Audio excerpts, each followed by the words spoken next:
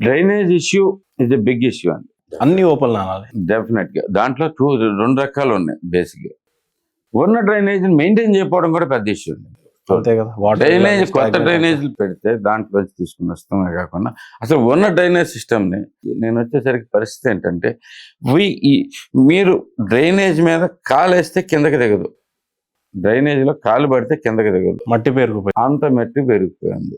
Okay, చాలా చోట్ల కూడా చెప్పాను, మరి మీ దాకా వచ్చిందో లేదో కానీ వచ్చిన తర్వాత మొత్తం ఇమ్మీడియట్లీ డ్రైనేజ్ సిస్టమ్ మొత్తం క్లీనప్ చేయించాం. క్లీనప్ చేయించేస్తే it took us almost 45-50 days పట్టింది మొత్తాన్ని తీసుకుని వెళ్తానికి. దానిలోంచి తొవ్వి తీయాల్సిన పరిస్థితిలో ఉన్నాయి బేసికల్లీ. దాంట్లో తీస్తే ఒక్కొక్క చోట అయితే వంతెన కింద 7 అడుగులు మట్టి పెరిగిపోయింది. ఇదంతా సిస్టమ్ అంతా అట్టే వెళ్తుంది దాంట్లో. దానిపైన ఎలా పోయినాయో దోసకాయలు వచ్చి ఒక 15 kgs దోసకాయలు కోసుకొని వెళ్ళిపోయారు వాళ్ళు. బేసిక్గా ఈ పని చేసేవాళ్ళు, దోసకాయలు పండి అట్లాంటి పరిస్థితులు ఉన్నాయి గుడివాడలో. అవన్నీ తీసాం. అవన్నీ తీసేసరికి మనకు వాటర్ ఫ్రీ ఫ్లో వచ్చింది. కాబట్టి లాస్ట్ ఇయర్ గుర్తుంటే ఆల్మోస్ట్ 22 inches ఏమో పడింది గుడివాడలో వర్షం ఒక్క రోజులో. ఎక్కడ నీళ్ళు నిమిషాలు మొత్తం అంత వెళ్ళిపోయింది. అంటే నేను అప్పుడు లేను, యూఎస్ లో ఉన్నా, అయినా కానీ మొత్తం అంతా వెళ్ళిపోయింది. ఎంత గంటలోపు మొత్తం దిగిపోయింది. అంత క్లియర్గా ఆల్రెడీ ఎగ్జిస్టింగ్ సిస్టమ్ వాడుకోవాలి ఒకటి. రెండోది లేని చోట్ల డ్రైనేజ్ సిస్టమ్స్ కట్టించాలి. డ్రైనేజ్ అంతా కట్టి ఉందా అంటే లేదు. ఓకే, చాలా చోట్ల ఉంది. ఓపెన్ డ్రైనేజ్ సిస్టమ్ అనేది మీరు చెప్తున్నారు కానీ ఓపెన్ డ్రైనేజ్ సిస్టమ్ తప్పితే మాకు గుడివాడకి ఇప్పుడే అండర్ గ్రౌండ్ డ్రైనేజ్ సిస్టమ్ వచ్చేంత ఆశలు మాకు లేవు అప్పుడే. ఎందుకంటే చాలా పెద్ద వర్క్ అది, which is being very big. Okay, అది చేయాలనేది నా కోరిక. అండర్ గ్రౌండ్ డ్రైనేజ్ ఉంటే చేయాలనేది నా కోరిక. ఎప్పటికైనా సాధించగలననే ఉద్దేశంతో ఉన్నాము. కొన్ని చోట్ల ఆల్రెడీ స్టార్ట్ చేపిస్తున్నాము, కొన్ని చోట్ల. కాకపోతే మొత్తం టోటల్ కాంప్రహెన్సివ్ దీని సిస్టమ్ లేదు. ప్లస్ ఇంకోటి ఏమవుతుందంటే మన ఇంటి ముందు మనం కట్టేసుకుంటాం డ్రైనేజ్.